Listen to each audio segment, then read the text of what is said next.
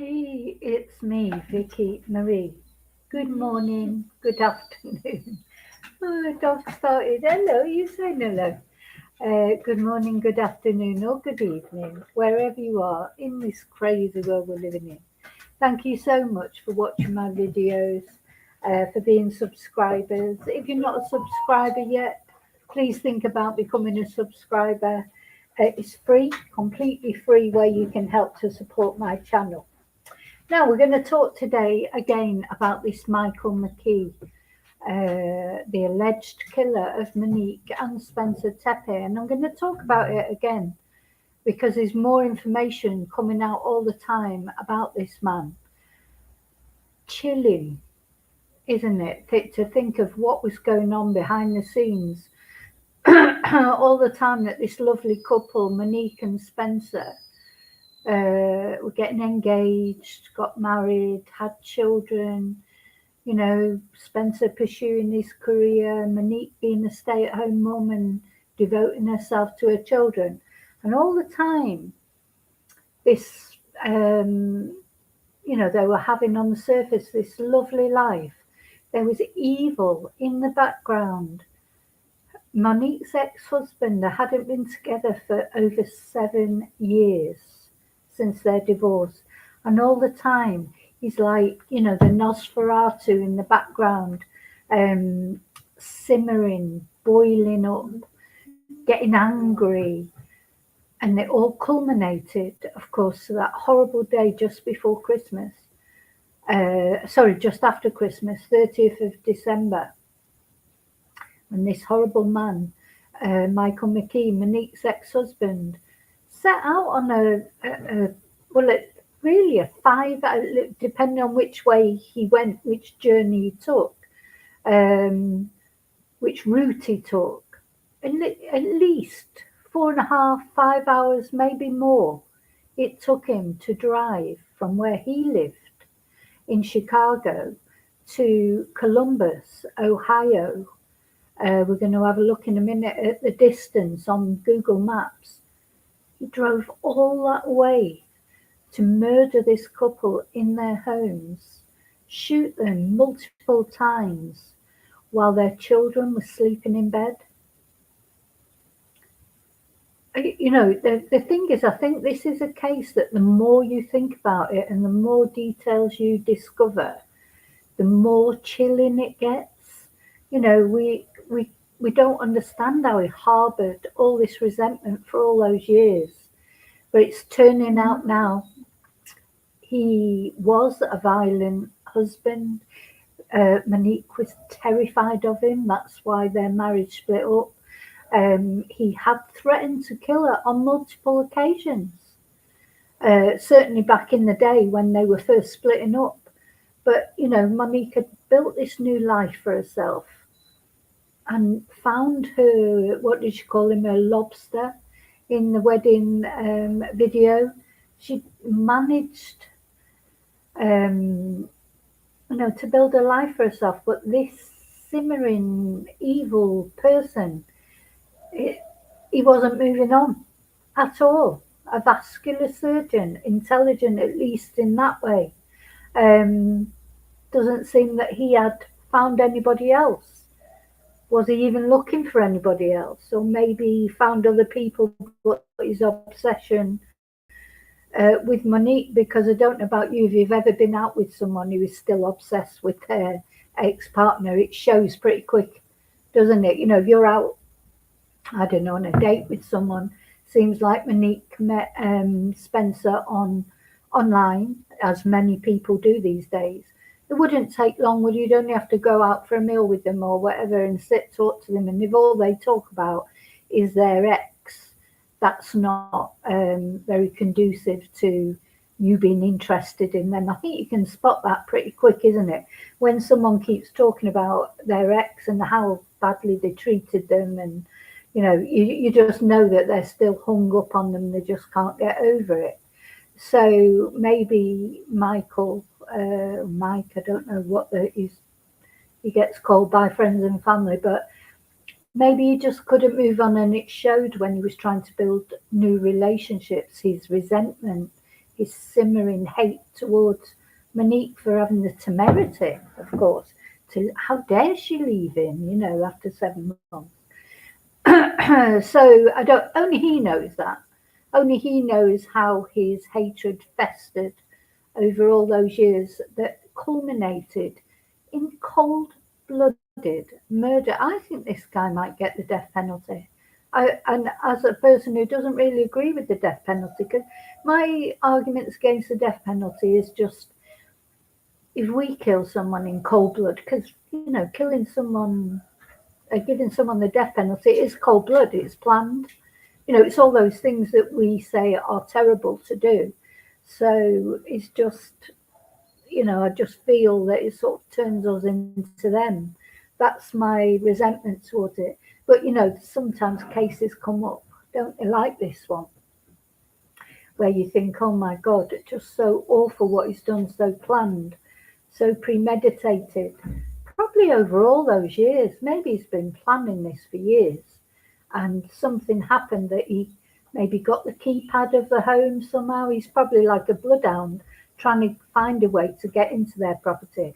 Now, neighbours have said he was seen around before this murder. He was seen around and about. So, and of course the police will have all those details. That's what we're going to talk about. Anyway, I've got a list here of the things that I want to talk about that I think are relevant in this case. And this case has really, as I've said before, it's triggered me a lot because of my experiences years ago. So much that I look at and I think, that reminds me, I'd forgotten that had happened to it. The whole scenario of the stalking. And listen, Michael decided to take their lives and not his own. Many of these kind of people, stalkers, people who can't move on, obsessives, they take their own lives. That's what happened to me with my ex. Now, it's wrong, isn't it? But you can't help but feel relief that that's what his choice was in the end, because I could be where Monique and Spencer ended up, being murdered by a vengeful ex. So anyway, it has really triggered me. It's awful, really. And anyway, I don't want to make it about me. It's about them. So let me just, I'm not going to waffle today at all. I'm just going to say thank you to everybody for liking, for subscribing. Thank you to my members. We've got members live tonight. If you want to join my channel and watch the members live tonight, where we're going to talk about seances and all sorts of things, after that sort of visitation that I feel that I had on a stream the other day. So you can join the channel here. It'll be on the, it should be easy to see how you can join if you want to take part. I want to thank everyone who's helped me towards buying a new computer. If you want to buy a Ko-fi, you can buy a Ko-fi here. Again, that's on the channel somewhere. You can PayPal me. And I just want to say a massive thank you to those of you who have already, but also those of you who have helped by sending helpful videos or advice, etc. So thank you just for caring, really. Right, let me just have a little drink. What else do I want to say? Yeah, that's it, I think. Hello, you lovely lurkers. Thank you for watching. Hello to lovely replay crew. Thank you for watching. And there's a few of you in the chat. I'm going to come in and say hello to those of you who are in the chat. And as always, don't forget to always leave your comments. Let me know what you think of it all. Hi, Daniel. Happy Thursday. Hi, David. Hi, Fiona. Long time no see. I hope you're well. Hi, Angel. Oh, thank you, Fiona. So, yeah, the background information that's coming out is very interesting. So, yeah, turns out he was abusive. Now, although nothing in the divorce filings, remember, mentioned abuse or anything like that, though there was a mutual restraining order on the, but apparently that's quite common. So both of them were given like a restraining order, told to stay away from each other. Apparently that's quite common in divorce cases, but nothing was mentioned about domestic abuse. But now we're going to see Monique's brother-in-law talking, where he says that yes, it was widely known that this ex-husband had been abusive, had been threatening towards Monique, but he'd never met him, because by the time Monique met Spencer, they've probably he'd probably gone into the back burner, but he was like in the background, like this malevolent stalker, like probably checking out all their social media, looking for. Now, something that did occur to me, which is a shame because that Rob did the lovely wedding video that we watched, but that is available freely on YouTube. And I'm thinking, if this horrible man, even if he didn't have any contact with Monique or know that she was getting married or whatever, if he was on his Google, what it's like, whatever your searches are, then Google starts suggesting things to you, doesn't it? YouTube. So, for example, if he was writing in Monique, don't know if he'd be putting in Monique McKee or her maiden name. If he was putting that in, or maybe he knew that she'd married someone called Spencer Tepe, maybe he was putting in Monique Tepe. It's quite possible that YouTube video of the wedding would have flashed up at him, wouldn't it, at some point? That's what I find if I look for, you look for things on Monique and Spencer, or I do for the True Crime channel. And then YouTube or even Facebook and those kind of things, they start pushing things at you because of your search history, don't they? So it occurred to me that at some point, he's probably watched that wedding video. And that wedding video, Spencer and Monique were so happy, weren't they? I mean, we might watch a bit of it in a moment. So happy, it's such a lovely video, and it's right out there publicly on YouTube for anyone to see. And why shouldn't it be? I mean, I'm not criticizing it for being out there publicly, but just what I'm trying to say is,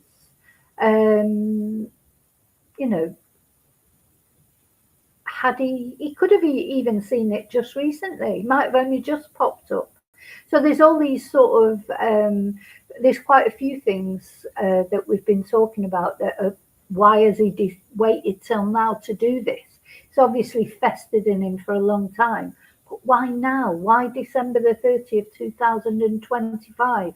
Why not before she got married to Spencer, when she just got engaged to him? Why not, when they got married? Why not before they had the children? Why wait all this time? Anyway, maybe we'll never know the answer. Only that twonk knows the actual answer. Maybe he doesn't even know the answer.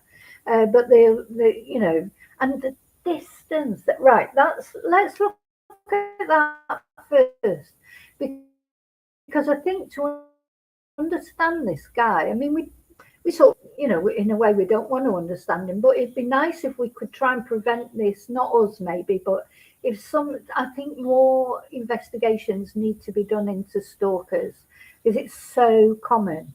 It's so common, and sometimes they do wait a long time. We covered a case. I think her name was Amy, was it? Amy. She bumped into an ex-boyfriend after many years of being separated, and he went along and killed her, or brought it all back to him, and he did it. It's rare for all this time to go in between. It's normally breakup murders, isn't it? As people are breaking up, as the man or woman is trying to break off the relationship, that's normally when it happens.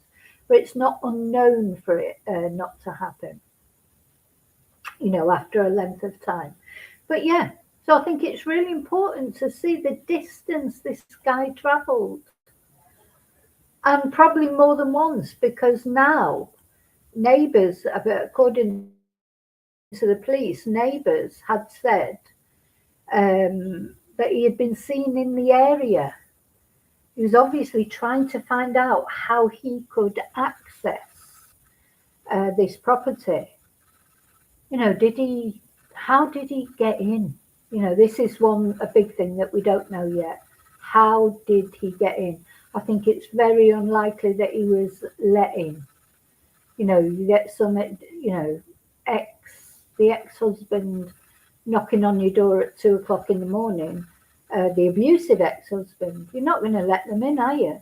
Unless he came up with some story that he was passing, although how he would say he was passing, and his car broke down, or and he knew they weren't close by. I mean, I just don't know how he would manage to talk his way into that home in the early hours of the morning. Maybe at 4 o'clock in the afternoon, he might have been able to do it. But in the early hours of the morning when the children are asleep in bed, I don't think they open the door to him. And the police will know exactly by now, I think, how he accessed that home. They've given out that very precise time of death to the minute. So there'll be some sort of, I don't know, door cam footage, or maybe the keypad, if he had the keypad number that he may have been able to buy off someone. You can just not underestimate people's bloodhound abilities when they're really desperately trying to track someone down.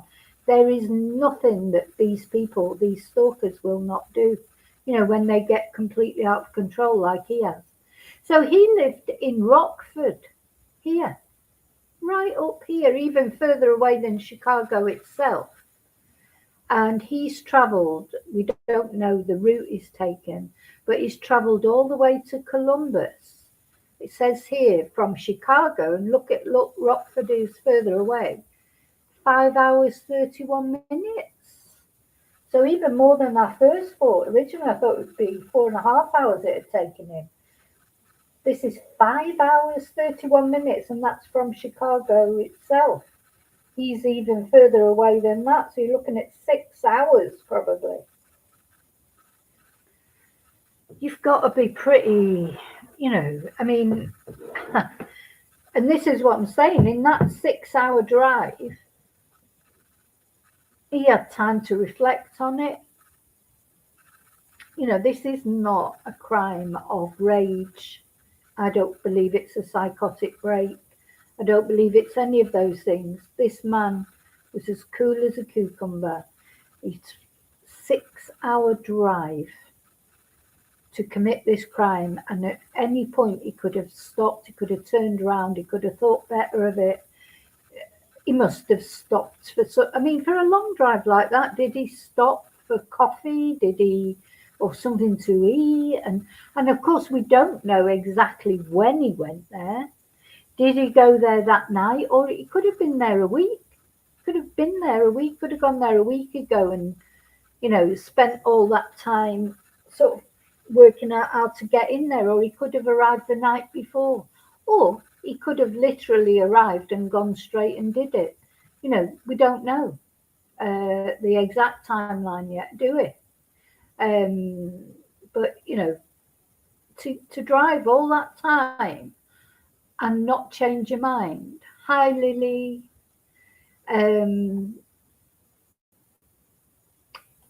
Look, oh, sorry. Can't think about anything. I mean, I have done, I've not done anything like that, obviously. But I can remember going, a guy that I was going out with, just a waste of space, really, when I think about it. And what he would do is, when I was challenging him about anything, because, he was a liar and he was a womanizer, it all turned out. So he would just stop and he wouldn't answer the phone or anything. So I have been to his place of work. I did go to his place of work. I never went in there because by the time you get there, you think, oh God, what am I doing? But I did go to his place of work.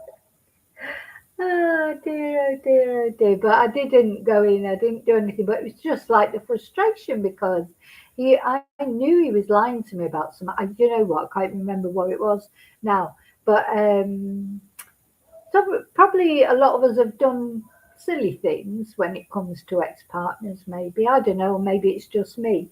But I couldn't be bothered now, but yeah, just try when you're trying to find out if somebody's telling you the truth or not. I'm talking about someone I was in a relationship with.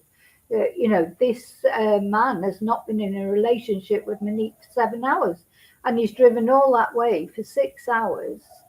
Sorry, for 7 years. He's driven all that way for 6 hours. I wouldn't have driven 6 hours to go and confront my partner, but he's driven all that with weapons. So now the police, so we know he had at least one gun with him because he shot and murdered this couple.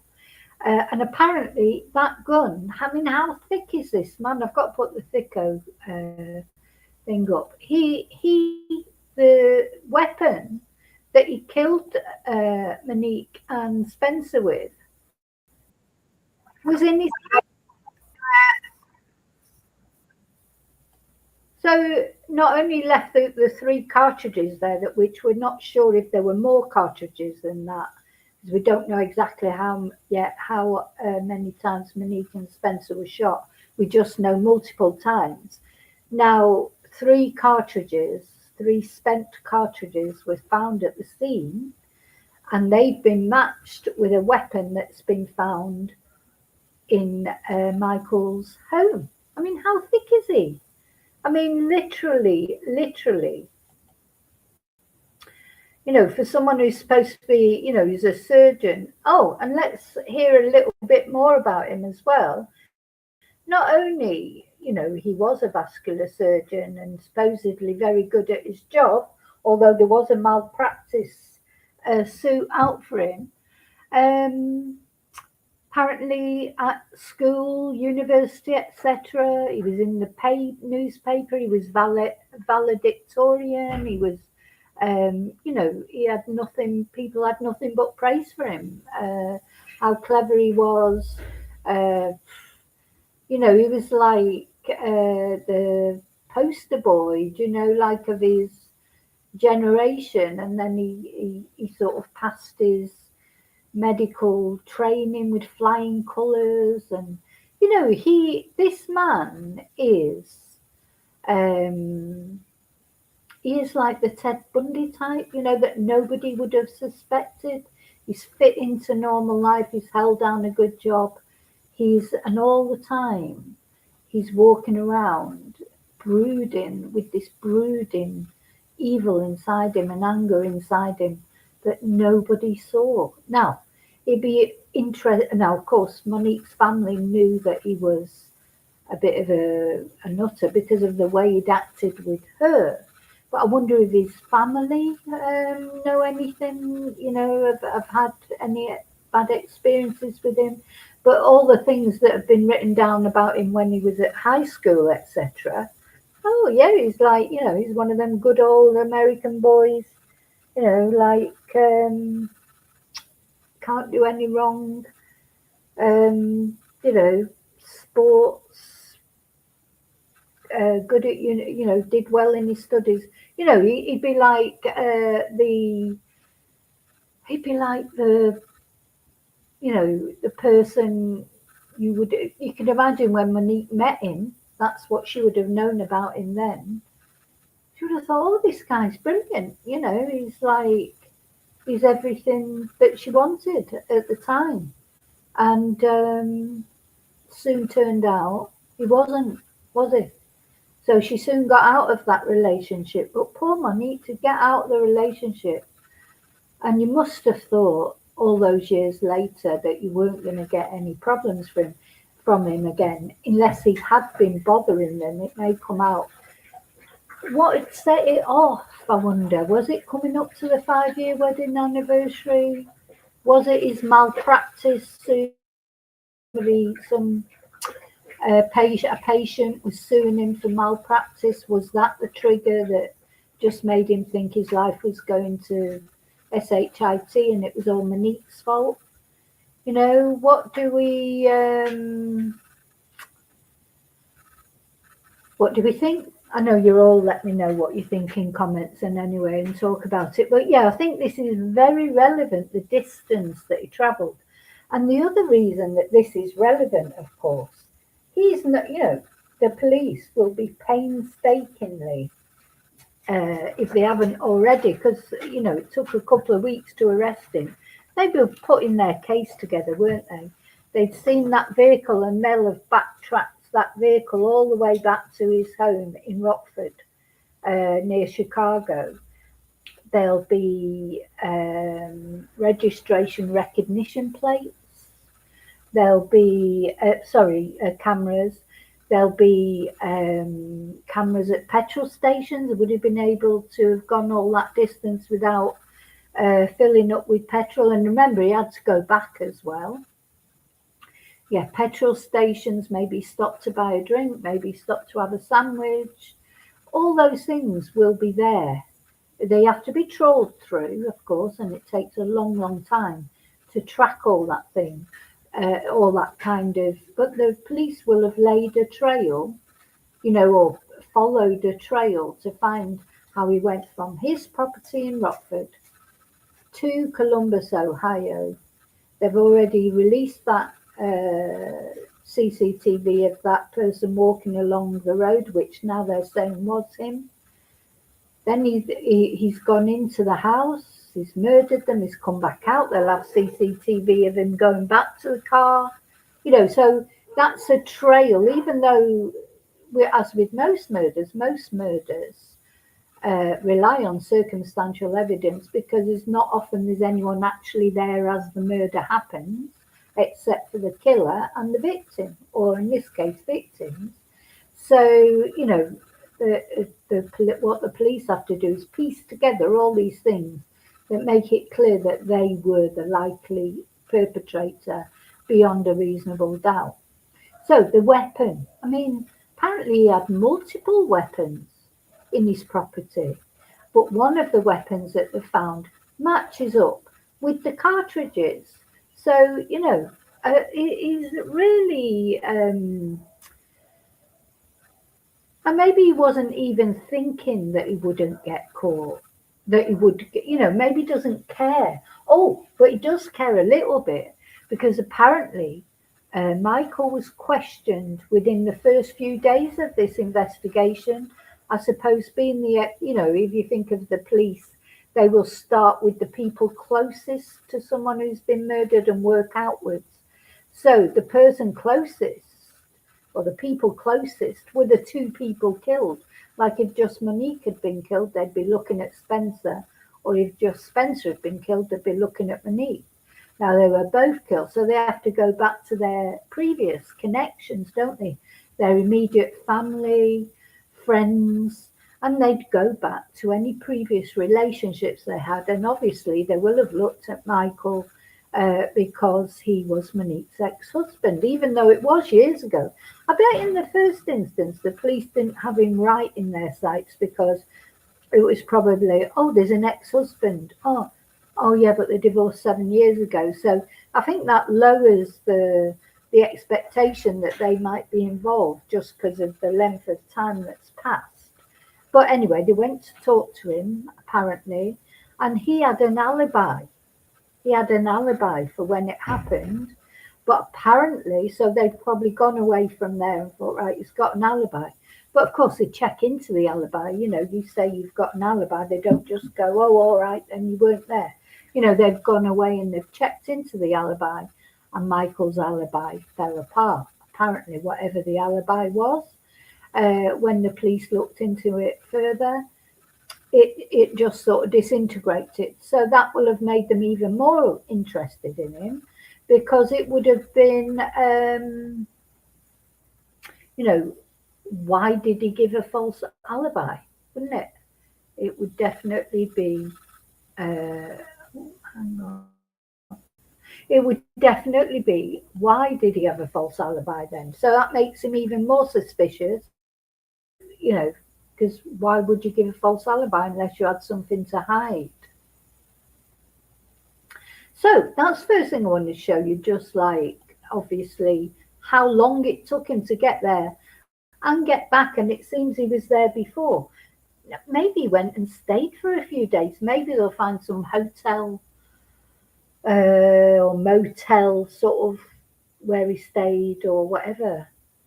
No, why was he not at work? Anyway, these are all things we'll find out. So the next thing I want to show you, let me just put a few windows down actually. I want to show you the press conference. So last night or yesterday in America, the police did a press conference, which I've got here up here somewhere. That's why I've got to put the windows down so I can find the press conference. I think that's it. Yeah, they've done really well. These police to capture him so quickly, because it might not feel like it was quick, but it was, because they have a lot of evidence to go through before they want to do it right.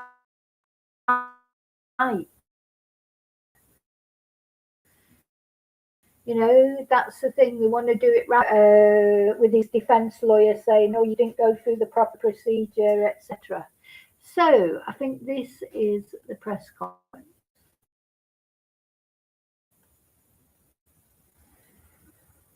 Come on.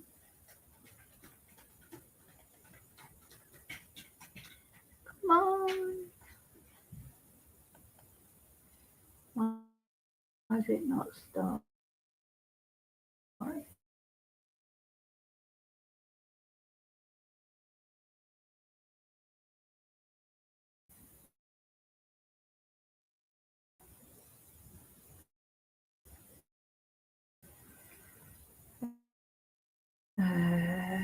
Or is this it? Try.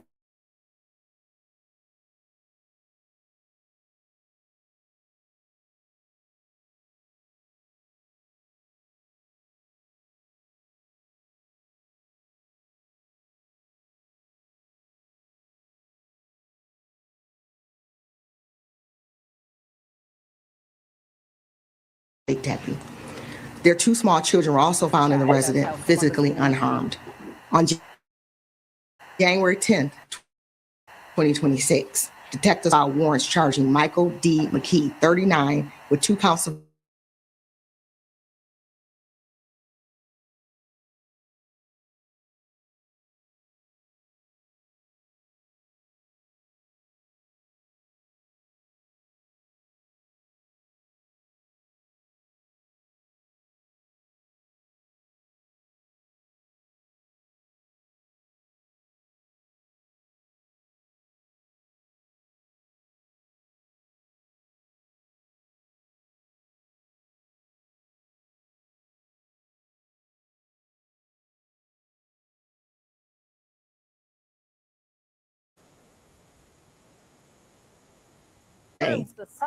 this was a targeted attack. This was a domestic violence related attack, as we know.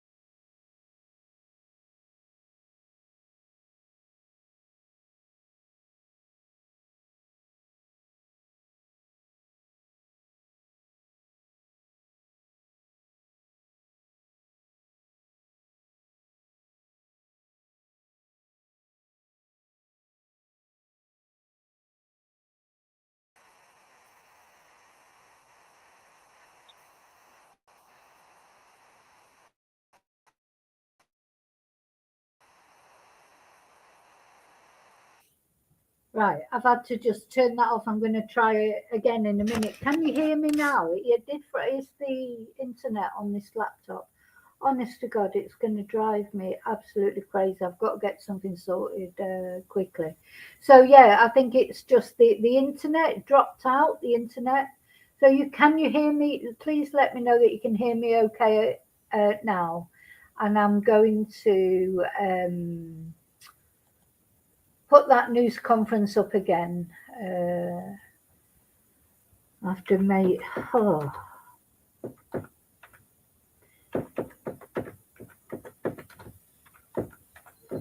Ay, ay, ay, ay.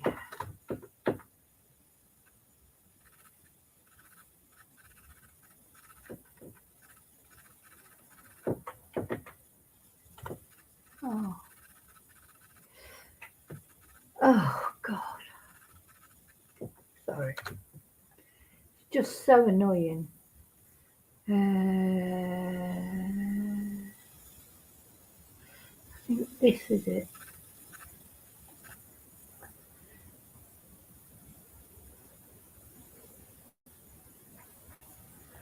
Right. I'm going to share it again. Let's hope we have better luck this time. It just turfed me off the internet.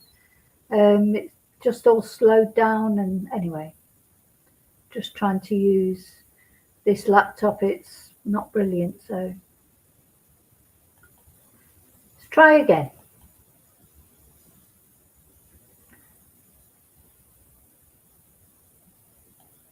Hopefully you can see and hear it this time. 1400 block of North 4th Street on a well-being check. Officers arrived at scene and located the 2 adult victims suffering from apparent gunshot wounds. We now know that they were identified as Mr. Spencer Tepe and Mrs. Monique Tepe. Their 2 small children were also found in the residence, physically unharmed. On January 10th, 2026, detectives filed warrants charging Michael D. McKee, 39, with 2 counts of murder in the deaths of Spencer and Monique Tepe. Mr. McKee was arrested in Rockford, Illinois without incident. He's currently incarcerated in the Winnebago County Jail and awaiting extradition to Columbus. We believe we have a person responsible for the murders of Monique and Sir Tepe, and that McKee. Active in ongoing investigation, detectives are still going through evidence. We can't specific details. This jeopardize the ultimate of conviction. This was a targeted attack. This was a domestic violence related attack. As we know, McKee is the ex-husband of Monique Tepe. We can say that we have the suspect's vehicle on neighborhood video surveillance arriving just before the murders and leaving shortly after. Detectives were able to link this vehicle to McKee. The vehicle was located in Rockford, Illinois, and evidence was found that showed McKee in possession of the vehicle before and after the homicides. We can also say that multiple weapons were taken from the property of McKee, and there is a preliminary link from our NIBIN to one of the weapons that ties it to the homicides. I want to say that our detectives work around the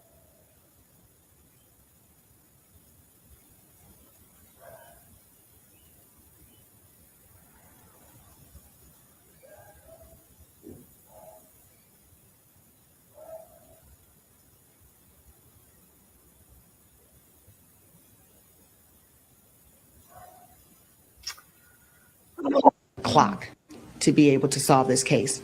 But it's equally important to know that while this is gaining national attention, we work around the clock to solve all of our homicide cases. I'd like to bring the mayor up now to have him say a few. Thank you all for joining. The women and men of the homicide division who have done an incredible case. So many other cases, 100 cases solved in 20 because of their tireless work and tips and information from the community that helped us achieve such incredible solve rates. I want to thank also members of the press for sharing timely information, including the video footage of the person of interest that we know now is Mr. McKee. Members of the community for supporting CPD's investigation and for continuing to pray and support the Tepe family, particularly these little children. Just want to take a moment to express gratitude, grief, and resolve, not only for myself, but for the entire Columbus community. Grateful to the Division of Police for their professionalism and persistence and for their tireless work and collaboration that led to this arrest. You followed the facts and evaluated every credible lead with intentionality, integrity, and care for the victims and their families. I also want to thank members of the community who stepped forward with video footage and tips. Like so many cases CPD solved in 2025, the public helped us work this case. It's a clear example of how public safety is strongest when police and community are working together. I'm encouraged by the cooperation that continues to grow between our police and our residents. I pray this collaboration will help us prevent violent crime from happening in the first place, but it's also a powerful, powerful tool for solving crime when it does occur. The tips that were submitted in this case mattered, and I'm grateful to the residents and businesses who shared information. As Chief described, this was a targeted domestic violence attack that resulted in the deaths of 2 people and irrevocably changed the lives of their children, families, colleagues, and friends. Our hearts remain with Spencer and Monique, their loved ones, and especially the children impacted by this unimaginable loss. As this case now moves through the criminal justice process, we'll continue to respect this investigation and allow investigators and prosecutors to do their work. As Chief said, we will not do or say anything that will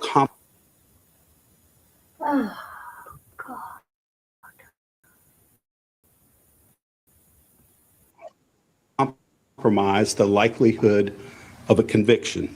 One thing we have a chance at a conviction and justice for this unspeakable crime. We could also continue to lift up this family in our thoughts and prayers. I will continue to lift up every one of the 84 families that lost a loved one due to violence in 2025. And I know the Chief and the Division of Police will too, in their thoughts and their actions. I know this case has taken on national interest, but I want to tell each of these families, these 84 families, the same intensity, commitment, and resolve. Thank you all for being here. Thank you, sir.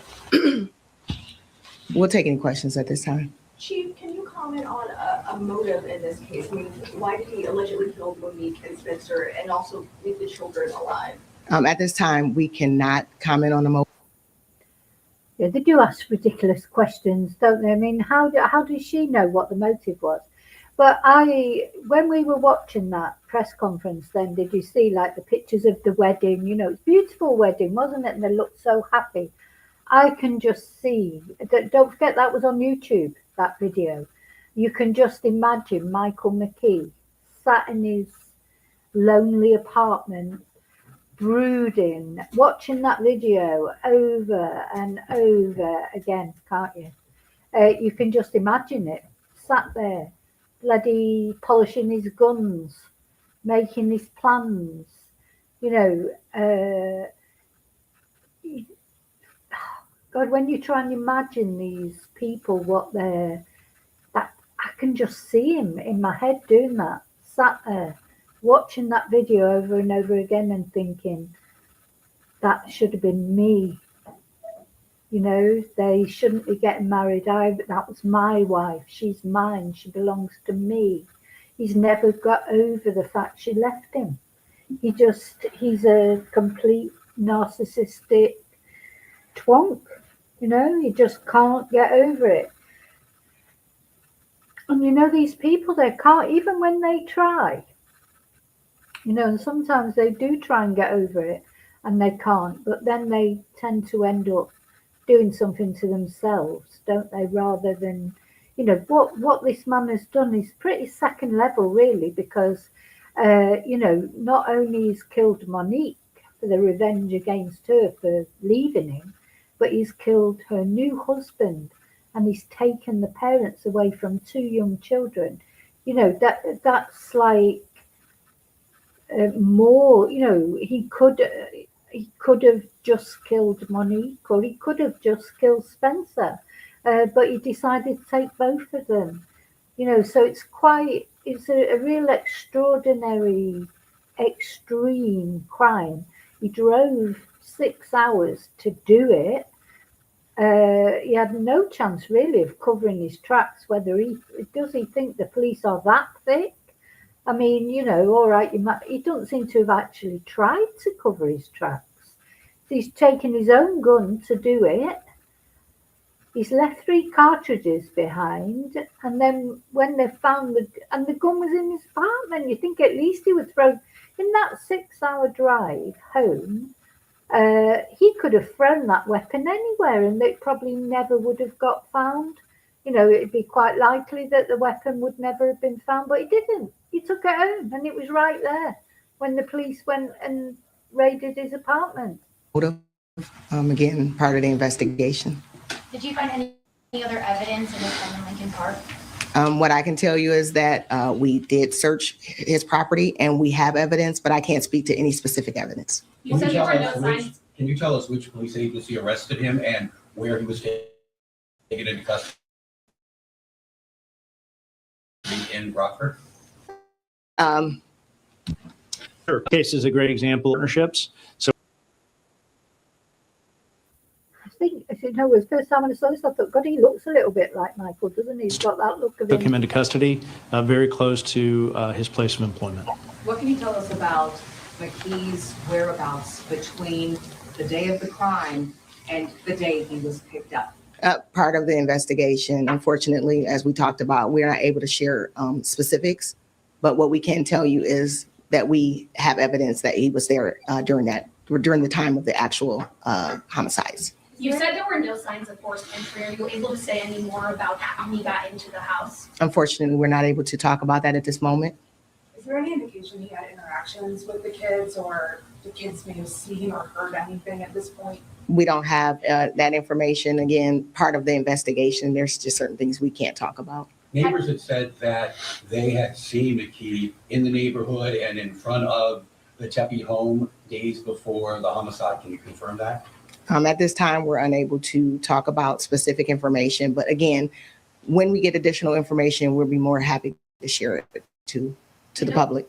I know this is an ongoing investigation. I don't know if you can say this, but obviously they were divorced. Are you able to say anything about their relationship after that divorce? It was in 2017. Were they civil? I know he had a second wife as well. Again, there is, the investigation is still ongoing. Just understand, we're still collecting information. We're still going through a lot. Did she just say then he had a second wife as well? I didn't think he did. He had a second wife after Monique.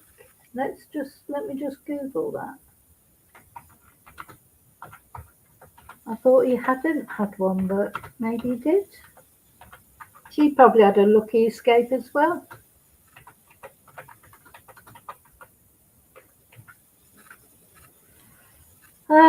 Maybe that's why it took so long for him to take vengeance on Monique, if in between he did have a second wife.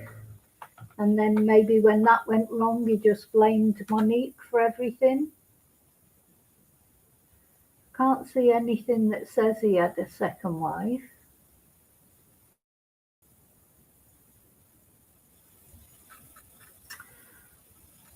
I'll have to have a look into that. But that reporter, I'm sure she just said, we know he had a second wife as well. A lot of evidence, and there's just some things that we can't speak to right now. Can you talk about the extradition? Will you be going to Rockford and pick him up, and when will that happen? I'll let you speak to that. Sure. We have policy related to extraditions. Felony warrants out of state are primarily handled by extradition companies. And so the determination of whether or not it will be detectives from Columbus or an outside entity, likely an outside entity, but the logistics are being worked out as we speak. Any idea when that will happen? I don't know when that will happen. What kind of weapons did you find in his home? We can't speak to specific weapons, but we did recover multiple weapons from the home, from his property. How quickly was McKee a suspect? I know that family told us they pretty much assumed that he was behind this crime. What I can tell you is that every piece of evidence, every tip that we received, we immediately began to investigate it. So I can't give you a specific timeline, but any information that came in was immediately evaluated and investigated. Are you able to say about how many tips you received? Obviously, people became really attached to this case. Do you know specific numbers? While we don't have an exact number of the amount of tips that came in, because some of them were the same or similar. So it was numerous, and it was from multiple sources, which was greatly appreciated from the community, the media, the past individuals that were knowledgeable and familiar with the family, and then the residents of the area, which ultimately led us to this day right now. Do you believe that's him in that video? Sorry. We know digital forensics and DNA play a big role in investigations these days, but it doesn't happen in 60 minutes with commercial breaks. Is there any sense of the timeline of when some of that information will become available to you? Oh yeah, I wanted to just say something about DNA, because it's not only maybe his DNA that is at the crime scene that, you know, they'll have looked into, but also it's what DNA maybe he picked up and took back to his apartment with him, or it's in his car.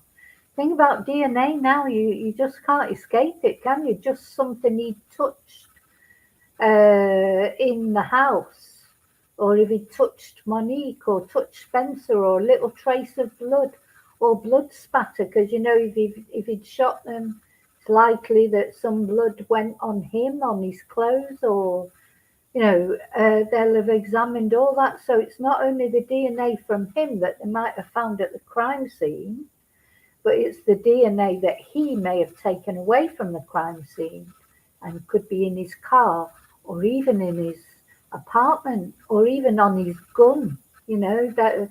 So DNA has been a game changer in crime, hasn't it? It's very difficult to, once you come under the radar as a suspect, the police can close in on you, and it's very difficult to wriggle out of it because of DNA. You guys do that testing? We're continuously looking for information, waiting for information. Unfortunately, we can't give you a specific timeline, but we're continuously working to get that information in. The family mentioned that Monique previously said that prior to this incident. What I can tell you is that we did not have any reports, or we did not have any information related to any type of incidents regarding the ex-husband and Monique. Can you tell us if McKee and Mrs. Tepe had any contact leading up to this incident, months, weeks? Any stalking concerns there? Again, what we can share with you, we are sharing with you. There are some things that we can't share for investigative purposes, but what I can tell you again is that we didn't have any reports or anything linked to that specific location as it relates to the ex-husband and Monique Tepe. Do you believe he's the person in the video that you shared, the person of interest? We do. Okay. Thank you, everybody. Thank you. Thank you. Okay, what we're going to look at now.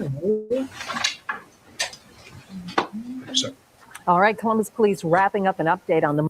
So that was the press conference. Now, what I want to look at now is just to finish off, is what the brother-in-law, Rob, who's the one who made the wedding video, of course.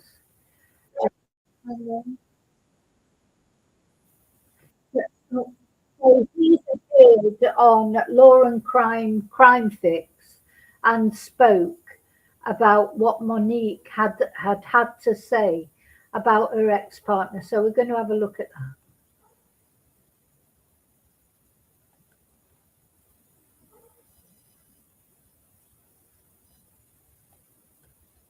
she would just call him her ex-husband, and just how much of a monster he was, to be honest, emotionally abusive and threatening. The brother-in-law of Spencer and Monique Tepe revealing details about Monique's ex-husband, Dr. Michael McKee, who's now accused of murdering the couple as their children slept.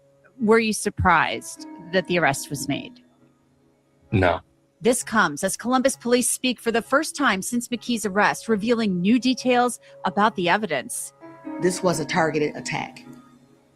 This was a domestic violence related attack. I'm Anjanette Levy, and this is Crime Fix.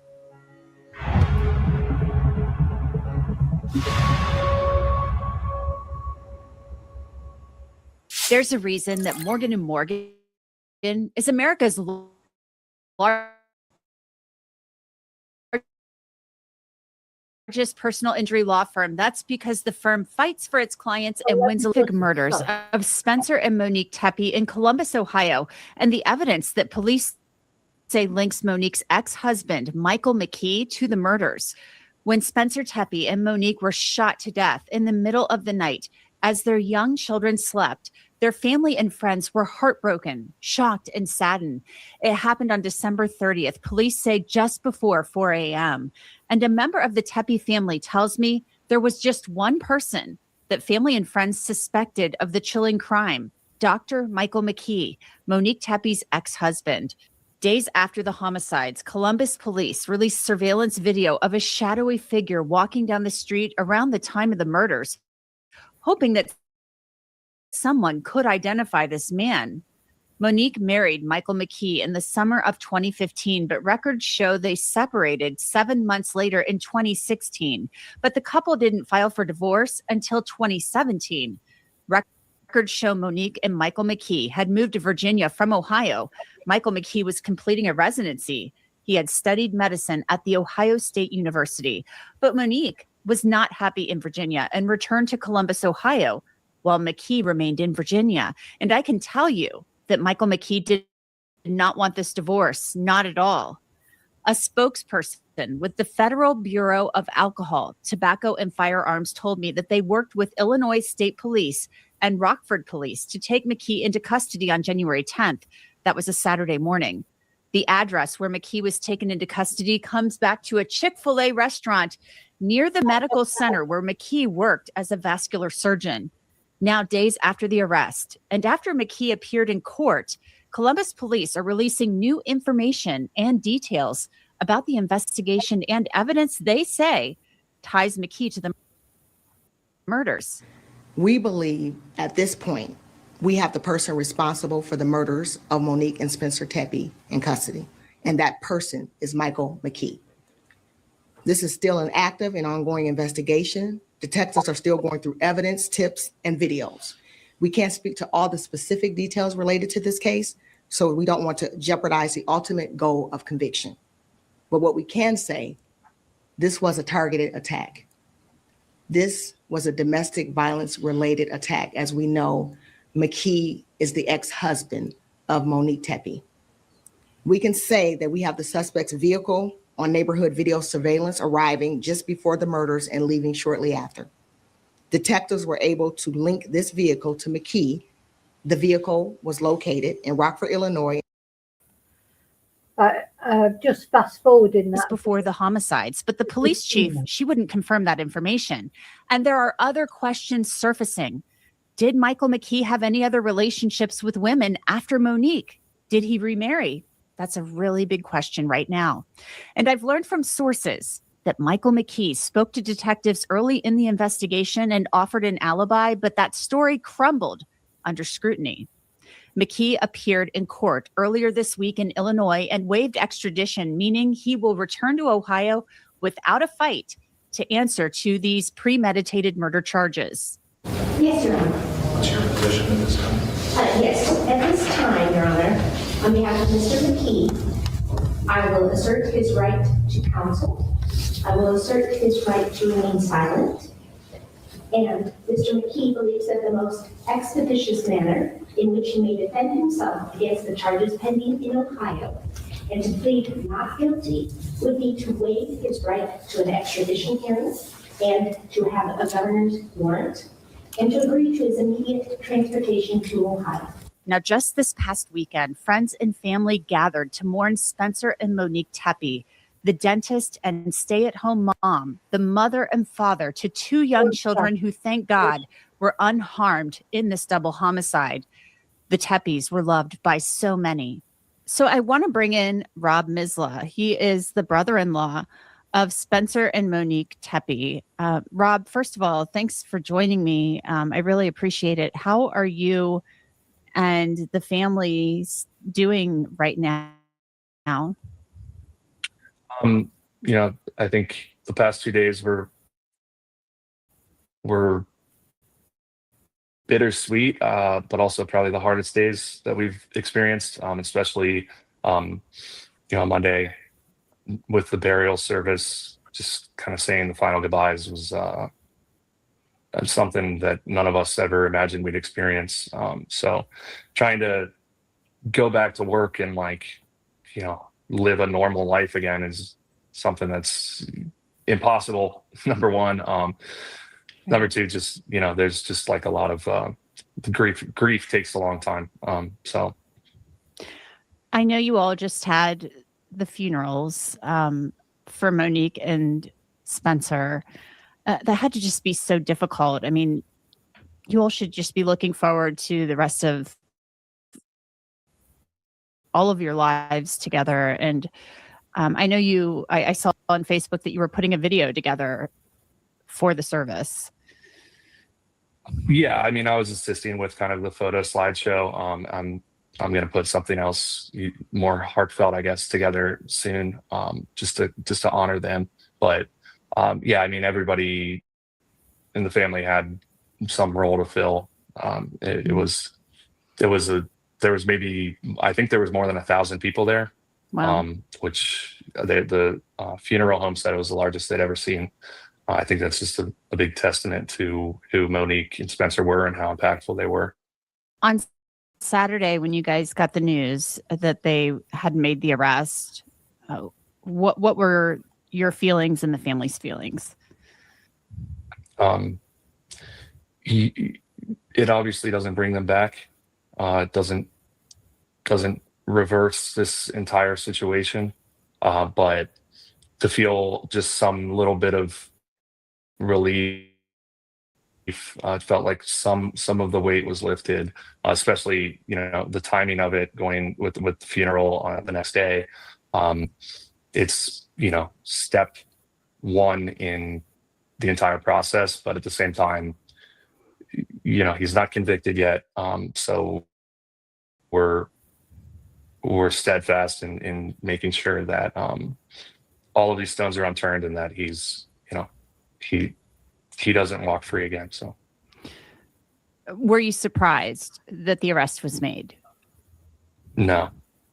I had no idea about the timing or who the investigators had as suspects, but I can just say that at least the Tepe side of the family, that we were pretty sure who did this.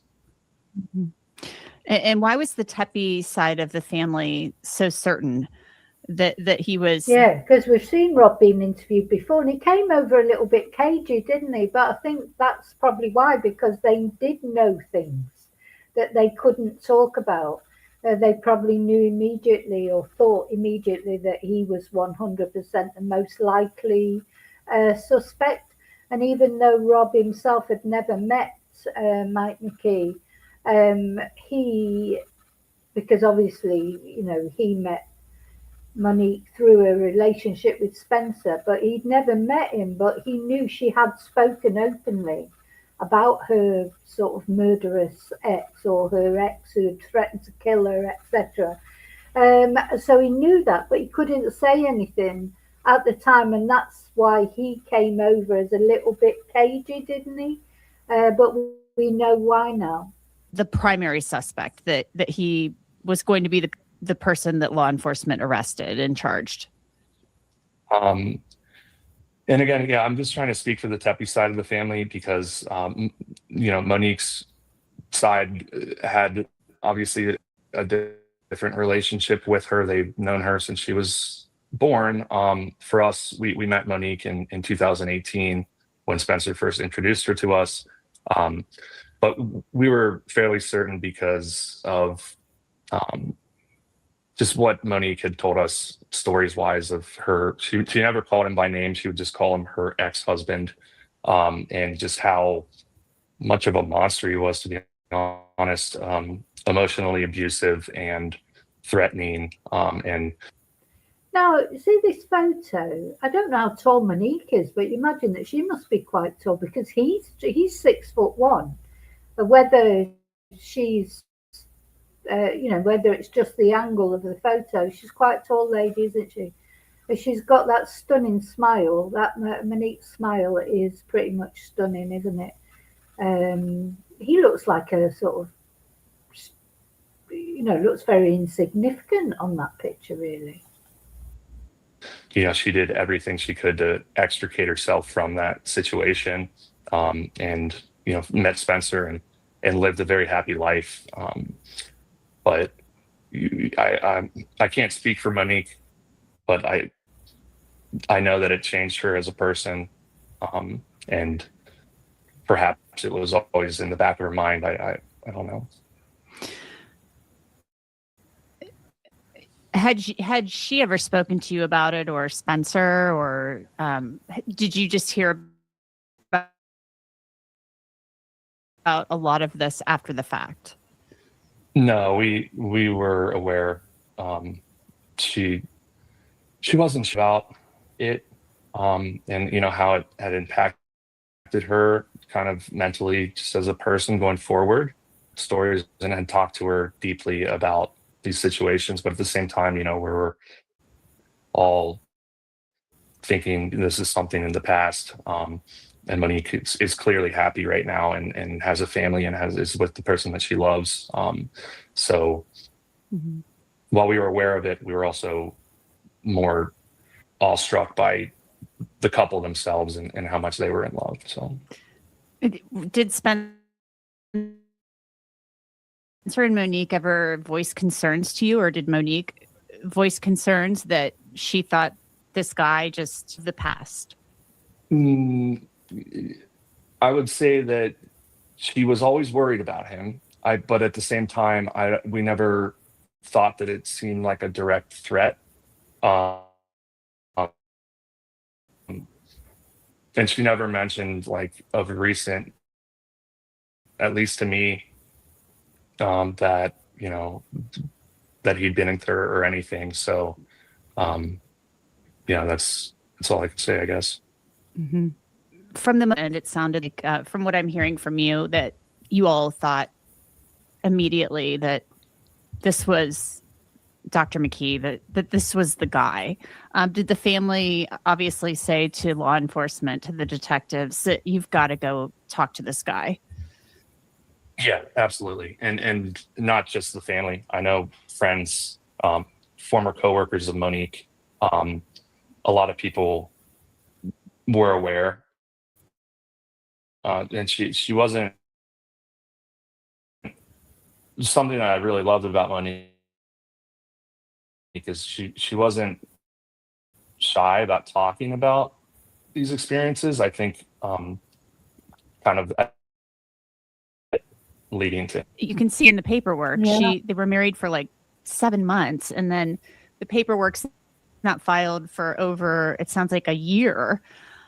So was this like him just trying to get back with her, or do you know anything about that?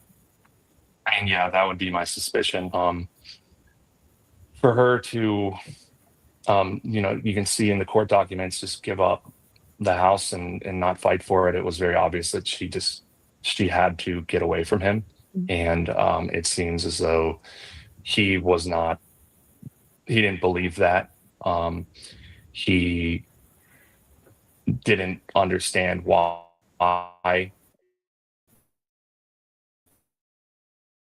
I guess I can't, again, I've never spoken to this person, and she didn't mind giving up any kind of equity in anything just to be Yeah, I think that's true. I think when someone desperately just wants to escape someone, it's just, yeah, you keep everything. Just let me go free. Removed from him entirely. We saw your wedding video, and it was of Spencer and Monique, and it was very beautiful, very intimate. It's in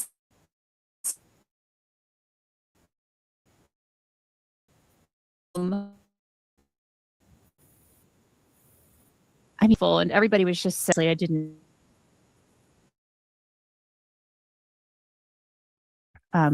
Your feelings about them, your thoughts about them, what you want people to know about them. Yeah, I mean, I'm happy that the wedding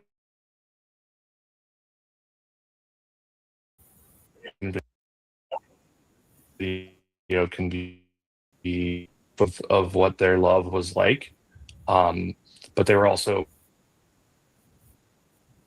maybe that I've met kind of the center of this orbit, the nucleus, I guess, of so many people. And beyond that, they're obviously amazing parents. You can see you can see them in both of their children, good or bad. They both were they were different, but they were also the same. They balanced each other out really well, I think. They were fun people to be around, and kind of lit up the room whenever they walked in. Yeah. Spencer, he was a dentist. And I know that Monique was a stay-at-home mom. I'm sure she was just devoted to the children every day. What was Spencer like? Spencer was equal parts goofball, class clown, athletic jock, and just brilliant dork, I guess, for lack of a better term. He really can't be, I guess. I mean, he was the life of the party, but also just one of the most responsible people that I'd ever met. And it just showed, like, the amount of friends that showed up to mourn his loss was just it was incredible, to be honest. And the amount of friends that I have through him, I think really speaks to how both of them just created this bond between people. They never compartmentalized friend groups. They just brought people together. How is the Tepe side of the family doing? I mean, your wife, she was Spencer's sister. I mean, how are they coping right now? Everyone's been incredibly strong, while the waves of grief kind of come and shift as they do. My wife specifically gave just an incredible speech at the funeral that had people both in absolute tears of laughter and in tears of sorrow. I think she put it perfectly described who Spencer was, not only as a brother, but as a person. Rob, in the statement that the family put out the other day, it talked about wanting, to see this, full accountability. What does that mean for the family? It means whatever sentence the judge chooses on all of these counts that he's going to be charged on, because we feel very confident that he is guilty. He is the one that did this, and that justice will prevail. And again, we have so much confidence in not only the Columbus Police Department, but the investigators and all police that were involved. Rob, the time that detectives believed that Spencer and Monique were murdered, his wife, who is Spencer's sister, she awoke, and he believes that was a sign of sorts that something was. Now, I'm going to talk more about this in the members tonight because we're going to do like a little bit of a seance and talk about visitations and things. This is very important, I find. I've heard of this happening so many times before, and it did happen to me when my ex-partner deleted himself. I woke up just the same as anyway, we'll listen to this. I'm going to talk about more in members because I want this to be about the Tepes, but just I believe this 100%, and I've heard it in other crime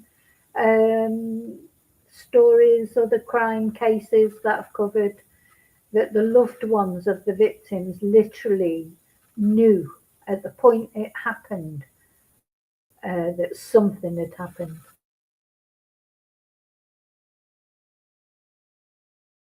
In our basement, and I was editing a video, and it was around 3:30, 4 a.m. right in that time frame that investigators had said they think this occurred, and I can hear upstairs my wife, who was dead asleep, kind of get up and shuffle around very quickly, and then I heard her walk over to where our fridge is and get some water, and then go back to bed, and don't think anything of it. And the next day I asked what was that? She said, I just got this horrible pain in my stomach, like I had to throw up. And she also didn't think anything of it until, she got that same pain when we first got the call. So I truly believe that, between siblings like that, they were that close and they had that sort of connection.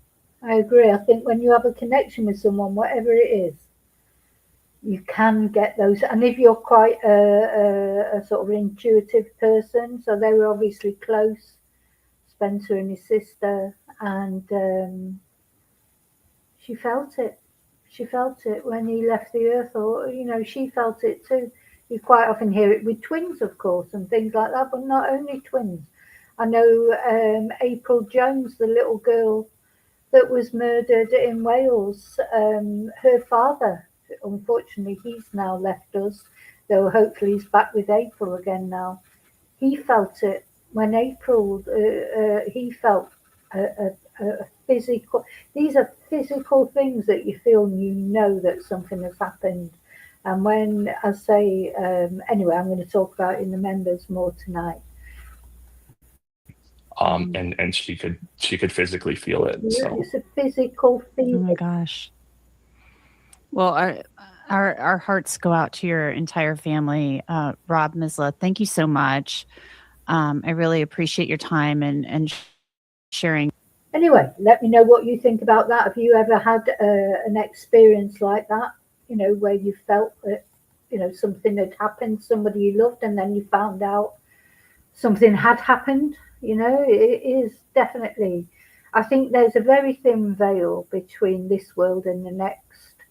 Sometimes we get little glimpses into it, don't we? And, we like to think that, sorry, I'm going to get upset now, but we like to think that our loved ones are not that far away from us. And every now and again, maybe they've managed to break through the veil and give us some evidence, that they are not far away. I hope so. But I have had these sort of experiences. As I say, let me know if you have. And we're going to talk about that more, because the thing is, there's so many different times, but it's so easy to talk yourself out of it. When things happen, like the other day on stream, when that noise, that you'd start trying to explain it rationally, don't you? That's a human reaction, isn't it? You get a sort of strange experience, and the first thing you do is try and explain it rationally. But of course, when you can't explain it rationally, really, you've got to believe the other scenario, that maybe it is a visitation. I suppose people think, why don't people just appear right in front of you and say, hi, it's me, and I'm fine, and blah, blah, blah. But maybe it just doesn't happen like that. I don't know, maybe I just want to believe it. Maybe we just want to believe that there is something, that we will see our loved ones again, and that somehow they're still connected with us. But Oh. Anyway, I didn't mean to make you emotional. I've made myself emotional. I didn't mean to make you emotional at the end, but so the good news is the alleged killer of these two lovely people and the man who's orphaned those children, innocent children, he's not come out free, and he is perhaps a candidate for the death penalty even. It's hard to feel sorry for him, isn't it? Because it's just so horrible what he did, you know, festering all that hate, all that vengeance for all those years, driving all that way, having every opportunity to stop and turn around and be, you know, having a good profession and being a person that on paper seemed to have everything going for him. And he just couldn't move on, could he? So his life, their lives been ruined, the children's lives been ruined, the family, his family probably, all those things that he did because he's selfish. I think this. I don't think this is a mental health thing, really. I think he is a bad person, or maybe the devil just got into him. I don't know. So anyway, we want to know more about, you know, maybe other things he did. It sounded like he'd already started being possessive with Monique. She was terrified of him. So he's not just suddenly turned into a bad person. So to me, it's not psychotic break, because, you know, he's not just turned into a twonk. He's been a twonk for a long time. But anyway, oh, thank you, Lily. Yeah. Okay, I'm going. Thank you for watching. Thank you for caring about Spencer and Monique. I'll see you in the members live later on today, if you remember. And yeah, thank you for everything. Bye.